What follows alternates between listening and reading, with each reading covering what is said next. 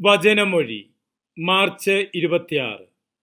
വചനഭാഗം റോമ 10:1-13, യോഹന്നാന്റെ സുവിശേഷം 6:60-69.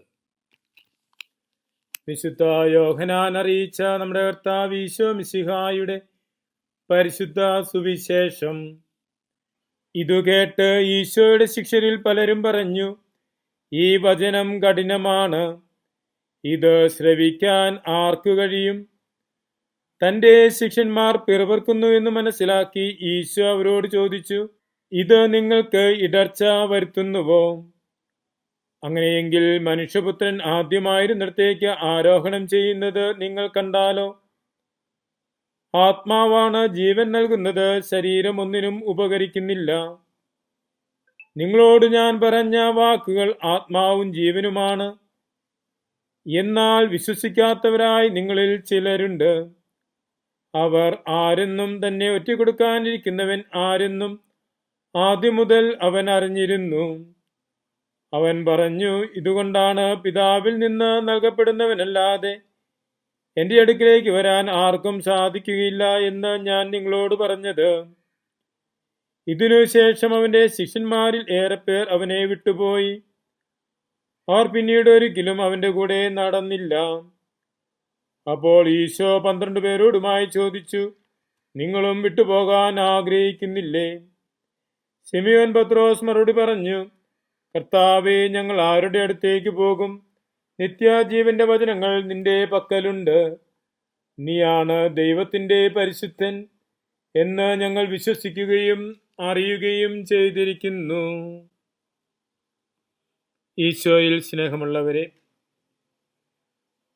വിശുദ്ധ യോഹന്നാന്റെ സുവിശേഷം 6-ാം അധ്യായത്തിൽ സ്വർഗത്തിൽ നിന്നും ഇറങ്ങി വന്ന ജീവനുള്ള അപ്പത്തെക്കുറിച്ച് ഈശോ നൽകുന്ന ദീർഘമായ പ്രഭാഷണത്തിന്റെ ഭാഗമായുള്ള വചനങ്ങളാണ് നാം ഇന്ന് ശ്രവിച്ചത്.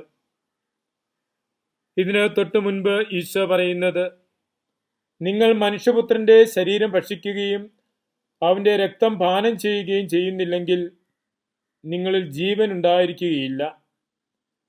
എന്റെ ശരീരം ഭക്ഷിക്കുകയും എന്റെ രക്തം പാനം ചെയ്യുകയും ചെയ്യുന്നവന് നിത്യജീവനുണ്ട്.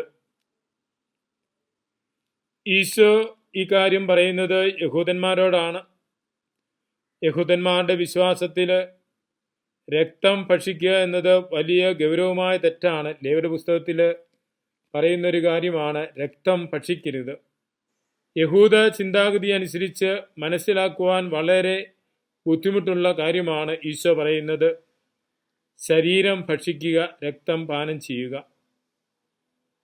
ഈ വചനം കഠിനമാണ് എന്ന് പറഞ്ഞ് ഈശോയെ മനസ്സിലാക്കാൻ സാധിക്കാതെ അനേകം ശിഷ്യന്മാർ ഈശോയെ ഉപേക്ഷിച്ചു പോകുന്നുണ്ട്. എന്നാൽ ഈശോ വചനത്തെ മാറ്റി പറയുന്നില്ല. ആളുകളുടെ ആവശ്യമനുസരിച്ച് വചനത്തെ വളച്ചൊടിക്കുന്നില്ല. കർത്താവിൻ്റെ വചനം ജീവദായകമായ വചനമാണ്.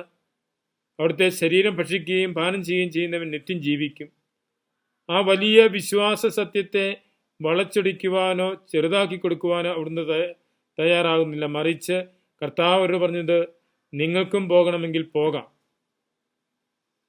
നമ്മുടെ ജീവിതത്തിൽ ദൈവവചനത്തെ മനസ്സിലാക്കാൻ പറ്റാതെ വരുമ്പോൾ, യുക്തി കൊണ്ട് അളക്കുമ്പോൾ ദൈവവചനത്തെ മനസ്സിലാക്കാൻ പറ്റുന്നില്ല എങ്കിൽ അതിനുവേണ്ടി ദൈവവചനത്തെ വളച്ചൊടിക്കുകയല്ല, മറിച്ച് നിത്യജീവന്റെ വചസ്സുകളുള്ള കർത്താവിൻ്റെ സന്നിധിയിലായിരുന്നു കൊണ്ട് വചനത്തെ ആഴത്തിൽ മനസ്സിലാക്കുവാൻ പരിശ്രമിക്കുകയാണ് വേണ്ടത്. അതാണ് ഈശോ അപ്പസ്തോലന്മാരോട് പറഞ്ഞു, നിങ്ങൾക്കും വേണമെങ്കിൽ പോകാം.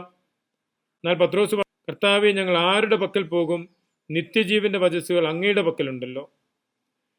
നിത്യജീവന്റെ വചസ്സുകൾ ഉള്ള മിശിഹായുടെ കൂടെയായിരുന്നു കൊണ്ട് വചനത്തെ മനസ്സിലാക്കുവാനും ധ്യാനിക്കുവാനും വചനത്തിൻ്റെ അർത്ഥം ഗ്രഹിക്കുവാനും നമുക്ക് സാധിക്കണം. നമുക്ക് വേണ്ടി ദിവ്യകാരുണ്യമായി മാറിയ, നമുക്ക് വേണ്ടി തിരുരക്തമായി മാറിയ മിശിഹായുടെ ശരീരം സ്വീകരിച്ചുകൊണ്ട് രക്തം പാനം ചെയ്തുകൊണ്ട് നിത്യജീവന്റെ അവകാശികളായി മാറുവാനുള്ള കൃപ നമുക്ക് പ്രാർത്ഥിക്കാം. മിശിഹ നമ്മെ അനുഗ്രഹിക്കട്ടെ. ആമേൻ.